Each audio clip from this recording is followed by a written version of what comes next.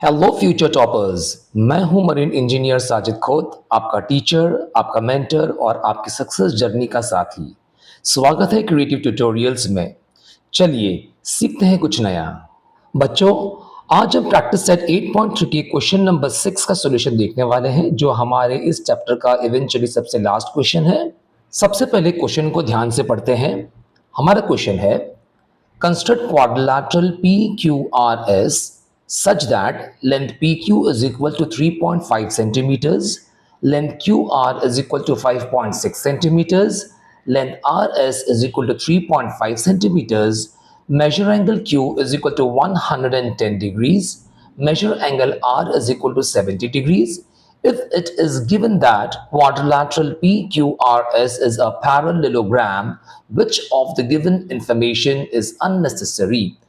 तो प्यारे बच्चों, इस क्वेश्चन में हमको बोल रहा है हमें एक क्वाड्रिलैटरल PQRS कंस्ट्रक्ट करना है और दिया गया है PQ is equal to 3.5 centimeters, QR is equal to 5.6 centimeters, RS is equal to 3.5 centimeters, measure angle Q is equal to 110 degrees और measure angle R is equal to 70 degrees।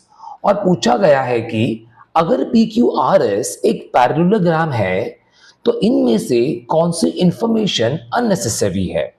ठीक है बच्चों, चलो सबसे पहले बच्चा हम क्या करेंगे, हम एक रफ फिगर बना लेंगे, बराबर ना, जहां पर हमने आर क्यू को 5.6 सेंटीमीटर का बना दिया है, आर एस 3.5 सेंटीमीटर का है। जब हम एक रे बना लेंगे 70 डिग्रीज की आर क्यू के साथ में, फिर यहाँ पर हम एक रे बनाएंगे 110 डिग्री की और पी क्यू जो है हम 3.5 सेंटीमीटर का बना लेंगे। फिर हम एस और पी को ज्वाइन कर देंगे, जिससे हमारा quadrilateral P Q R S तैयार हो जाएगा।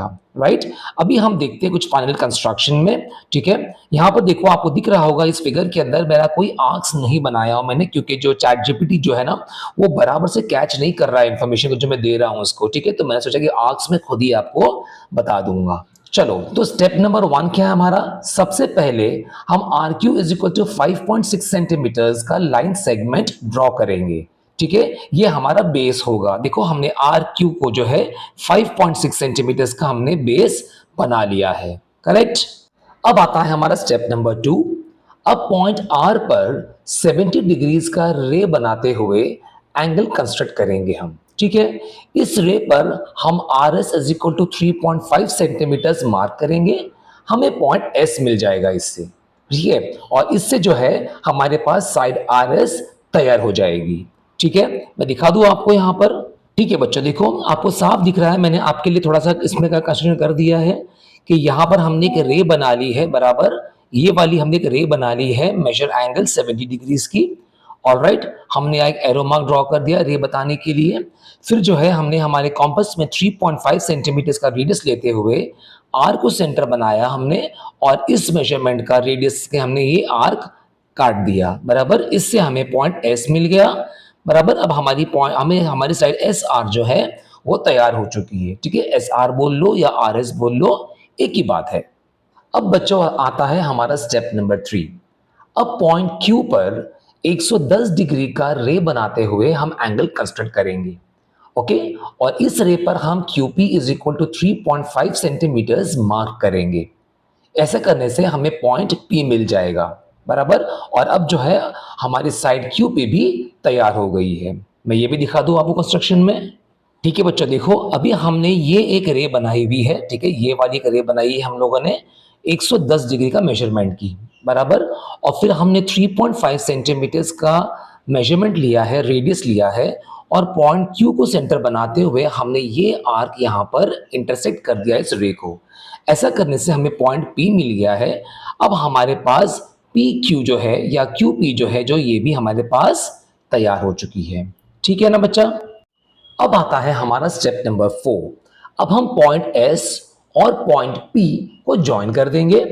जैसे ही हम इन दोनों पॉइंट्स को ज्वाइन करेंगे, वही हमारा रिक्वायर्ड क्वाड्रिलैटरल कंप्लीट हो जाएगा, और इस तरह क्वाड्रिलैटरल PQRS सक्सेसफुली कंस्ट्रक्ट हो जाता है। ठीक है, मैं दिखा दूं आपको कंस्ट्रक्शन में। यहाँ पर देखो बच्चों, यहाँ साफ दिख रहा है, मैंने S और P ये दो पॉइंट जो है देखो सो ग्रीन कलर में मैंने ज्वाइन कर दिया है इसको, जिससे जो है मेरा क्वाड्रिलैटरल PQRS ये पूरा जो है बच्चों तैयार हो चुका है। ठीक है ना?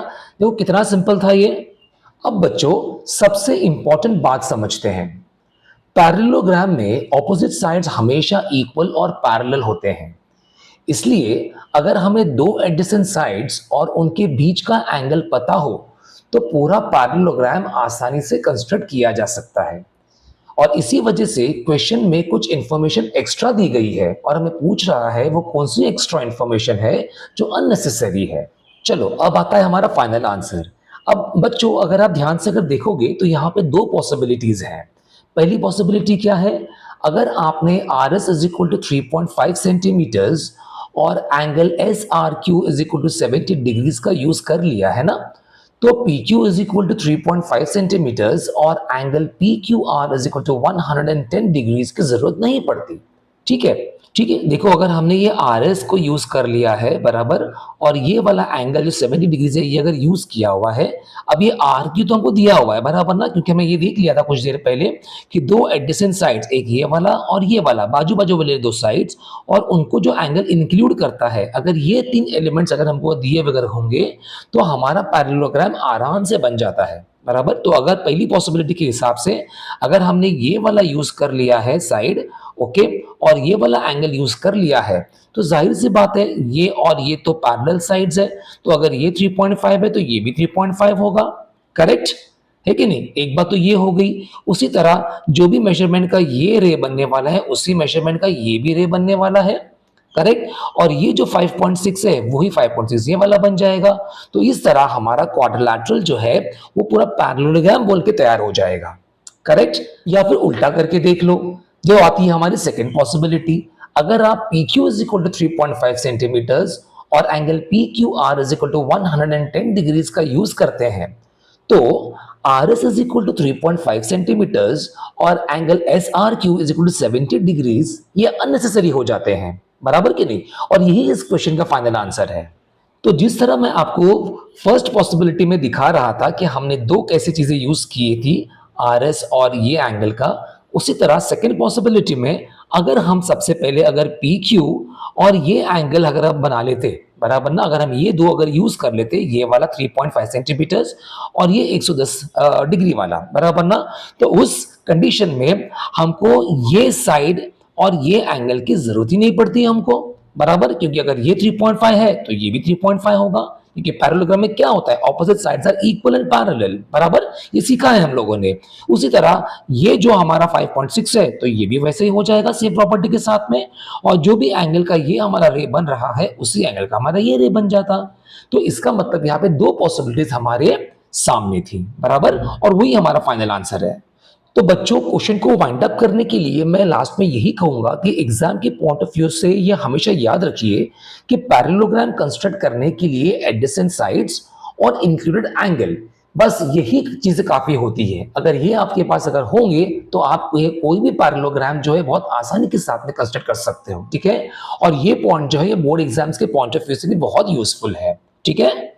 ओके बच्चों, तो उम्मीद करता हूं कि आज का ये कंस्ट्रक्शन क्वेश्चन आपको बिल्कुल आसान तरीके से समझ आ गया होगा। अगर वीडियो पसंद आई हो तो इसे लाइक करिए, अपने दोस्तों के साथ शेयर करिए, और अगर अभी तक चैनल सब्सक्राइब नहीं किया है तो क्रिएटिव ट्यूटोरियल्स को जरूर सब्सक्राइब कीजिए और बेल आइकन दबाना मत भूलिए। मैं हूं साजिद खोत, मरीन इंजीनियर।